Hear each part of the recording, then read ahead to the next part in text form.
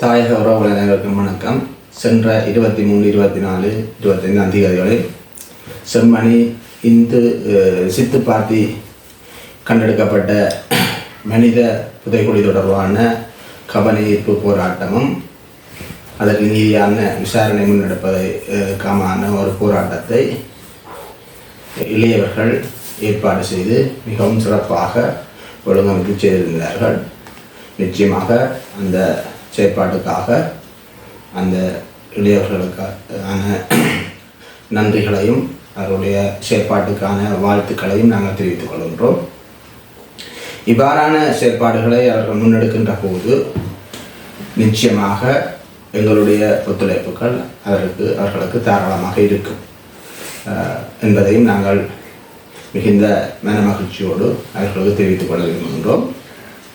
அந்த போராட்டமானது மக்களால் மக்களுக்காக என்ற கருத்துப்பட அவர்கள் அந்த போராட்டத்தை ஒழுங்குபடுத்தி செய்திருந்தார்கள். நிச்சயமாக மிக சிறப்பாக அந்த போராட்டம் பல மக்களது ஒத்துழைப்போடு அரசியல் கட்சிகளின் தலையீடின்றி செய்யப்பட்டதால் பல்வேறுபட்ட அரசியல் கட்சிகளும் அதற்கான ஆதரவையும் வழங்கியிருந்தார்கள். இருந்த போதிலும் அந்த இறுதி நாளன்று ஒரு சில சம்பவங்கள் அங்கு நடைபெற்றிருந்ததை நாங்கள் நேரடியாக கண்டிருந்தோம். அது சரியா பிழையா என்றதுக்கு அப்பால்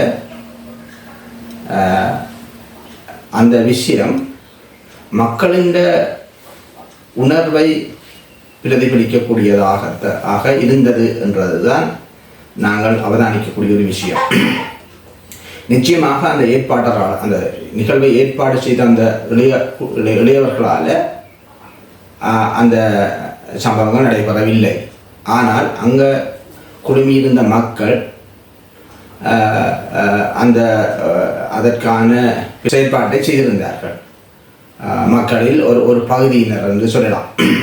அமைச்சர் சந்திரசேகரம் அவர்கள் வந்த நேரம் எதிர்ப்பை காட்டியிருந்தார்கள். எங்களை பொறுத்தவரையில் அவரும் ஒரு நீண்ட காலமாக தமிழனாக இருந்தாலும் தமிழினத்திற்கு விரோதமான செயற்பாடுகளை பலரை அவர் செய்திருந்தார். அவர் பல்வேறு அவர்களுடைய பதிவுகளில் அவர் தமிழ் மக்களுக்கு எதிரான கருத்துக்களையும் தமிழர்களுடைய போராட்டத்தை கொச்சைப்படுத்துகின்ற கருத்தையும் தான் தொடர்ச்சியாக வெளியிட்டு வந்தவர். அப்படி அவர் கருத்தை வெளியிட்டிருந்தாலும் அவர் இன்று ஒரு அமைச்சராக அரசாங்கத்தை பிரதிநிதித்துவப்படுத்தக்கூடிய வகையில் இருந்த நேரத்தில் அந்த இடத்துல அவர் வந்திருந்தால் நாங்கள் அவருக்கான அவர் வந்து இருந்துட்டு போகிறதுக்கு நாங்கள் அனுமதிச்சிருக்கலாம், அல்லது அவருக்கு விஷயத்தை விளங்கப்படுத்தி அவர் தானாக போகிறதுக்கான ஏற்பாடுகளை செய்திருக்கலாம். அரசாங்கத்தின் அமைச்சராக இருக்கிறார் என்ற முறையில் நாங்கள் அப்படியான ஒரு விஷயத்தை நாங்கள் செய்திருக்கலாம். ஏன்னா அவர் வந்து தமிழர்களுக்கு ஆதரவாக முறையில் எப்பயும் அவர் செயல்படுற ஆள் இல்லை, அது எங்களுக்கு வடிவாக தெரியும். ஆகவே அவருக்கு நாங்கள் பெரிய அளவு எதிர்ப்பை காட்டுறதால நாங்கள் என்னத்தை சாதிக்க போகிறோம் என்றதுதான் எங்களுடைய கேள்வி. ஆகவே அவருக்கு ஒன்றில் அமைதியான முறையில் பிரச்சனையை விளங்கப்படுத்தி அவராக போகிறதுக்கு செய்திருக்கலாம், அல்லது அவர் வந்து அந்த போராட்டத்தின் எங்களை விளங்கக்கூடிய மாதிரியும் மக்கள் எவ்வளவு ஆர்வமாக அந்த போராட்டத்தில் கலந்து கொள்றதையும் அவர் பார்த்துட்டு போகிறதுக்கு அவருக்கு அனுமதிச்சிருக்கலாம். ஆனால் இங்கே தமிழரசு கட்சியின் பதில் தலைவராக இருக்கிற CVK சிவஞானம் அதில் வந்தபோது அவருக்கு பலத்த எதிர்ப்பு காட்டப்பட்டது. அவர் அதில் இப்போ அவர் ஊடகங்களில் சொல்கிறார், தான் தமிழரசு கட்சியின் தலைவருக்கு ஒரு தடவை எதிர்ப்பு தெரிவிக்கவும் இல்லை, தன்னை அங்கேருந்து யாரும் அப்புறப்படுத்தவும் இல்லைன்னு அவர் அப்படித்தான் சொல்லுவார். ஏன்னா பொய்யிலேயே பிறந்து பொய்யிலேயே வளர்ந்து பொய்யிலேயே திளைத்து போன ஒரு ஆள் அப்படித்தான் சொல்லுவார்.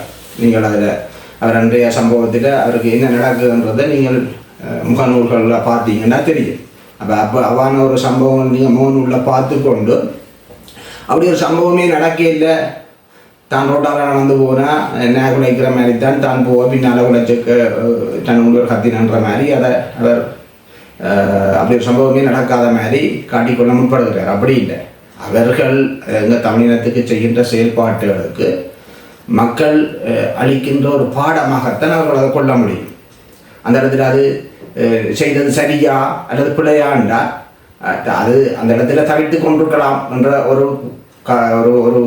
ஒரு சில கருத்து இருந்தாலும் கூட இவர்கள் மக்களுக்கு விரோத செயல்பாடுகளை செய்கின்ற போது அதற்கு எதிரான பிரதிபலனை அனுபவிக்க வேண்டிய வகையில் இவர்கள் தள்ளப்படுவார்கள், மக்கள் அதை செய்வார்கள். தான் அதில் பார்க்கக்கூடிய மாதிரி இருக்கு. ஆகவே இவர்கள் தொடர்ச்சியாக இப்போ உள்ளூராட்சி சபை தேர்தல் முடிஞ்ச அப்புறம் கூட இந்த ஆட்சி அமைக்கிறதுக்காக தாங்கள் அந்த அதிகாரங்களில் இருக்கணும்ன்றதுக்காக ஏனைய தமிழ் கட்சிகளை புறந்தள்ளி டக்ளஸோட போய் கூட்டி சேர்ந்திருக்கிறார்கள். அவை இவர்களுக்கும் டக்ளஸுக்கும் வேறுபாடுன்றது பெரிய அளவில் இல்லை. என்னென்னு சொன்னால் இப்போ உங்களுக்கு தெரியும், சரியோ பிழையோ 2024 ஆண்டு தமிழரசு கட்சிக்கு ஒரு தலைமைத்துவ தெரிவு இருந்தது.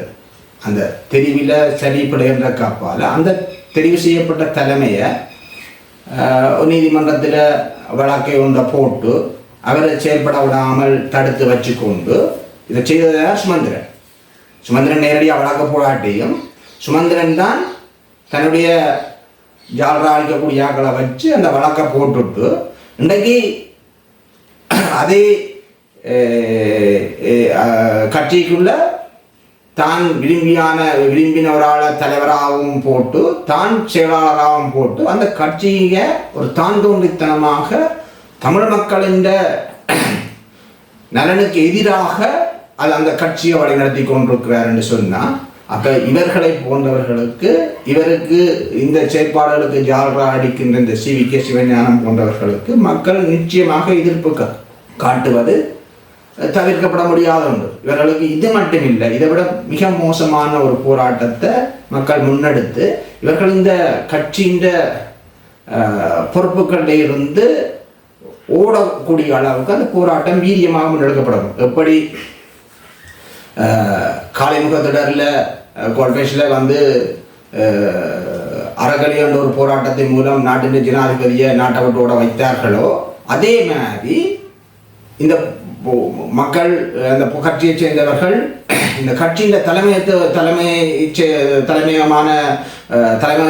முற்றுகையிட்டு இவர்கள் அந்த கட்சியில் செயல்பட முடியாத அளவுக்கு கட்சியை விட்டு ஓடக்கூடிய அளவுக்கு ஒரு போராட்டத்தை மக்கள் வீரியமாக முன்னெடுக்கும்.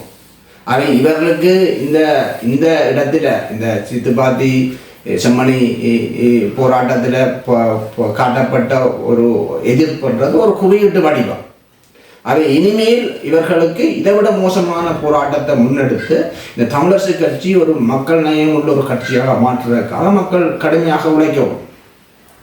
அவை இந்த இவரை பொறுத்தவரையில் இவருக்கு செய்த இந்த எதிர்ப்பு அது ஒரு பெரிய விஷயம் இல்லை.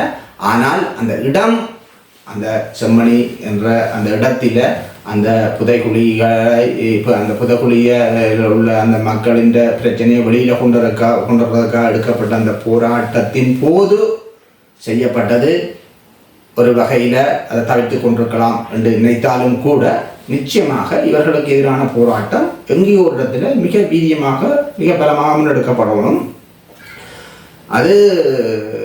அதில் ஒரு சிலர் கிளிநொச்சியிலிருந்து வந்தவர்கள் என்றும் சொல்லப்படுகிறது.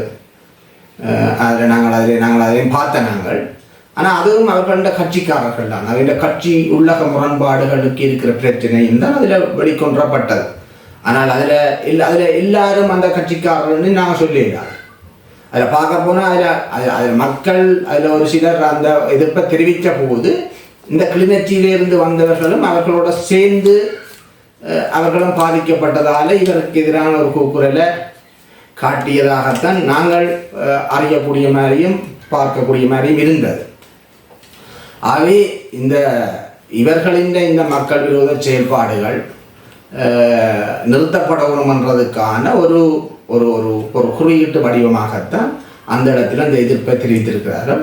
எனவே இவர்கள் அதை புரிஞ்சு கொண்டு இனிவரும் காலங்களில் தங்களுடைய மக்கள் விரோத செயல்பாடுகளை நிறுத்தி கட்சியை ஒரு ஜனநாயக முறைப்படி அந்த கட்சி ஒரு மக்கள் நேயம் உள்ள கட்சியாக மக்களுக்காக அந்த கட்சி செயல்படுற அளவுக்கு வழிவிட்டு கொடுத்து இவர்கள் ஒதுங்கிக் கொள்வோம். இப்போது சர்வதேச ரீதியாக தமிழர்களுக்கு சாதகமான ஒரு சூழல் போன்ற ஒரு நிலைப்பாடு உருவாகி வருகிறதை நாங்கள் சர்வதேச ரீதியான செயற்பாடுகளை அவதானிக்கின்ற போது ஓரளவுக்கு சாதகமான சூழ்நிலை இருப்பதாக தெரிகின்றது. எனவே அந்த சந்தர்ப்பங்கள் மாறி வருகின்ற போது இவ்வாறான செயற்பாடுகளையும் வீரியம் உள்ளதாக நாங்கள் முன்னெடுத்து எங்களுடைய சுயநிர்ணய உரிமையை பயன்படுத்தி கொள்வதற்கான ஒரு களமாக நாங்கள் இந்த சந்தர்ப்பத்தை தவறவிடாமல் பயன்படுத்தி கொள்ள முன்வர வேண்டும். நன்றி. மக்களுடன் போராளிகள், மக்களுக்காக போராளிகள்.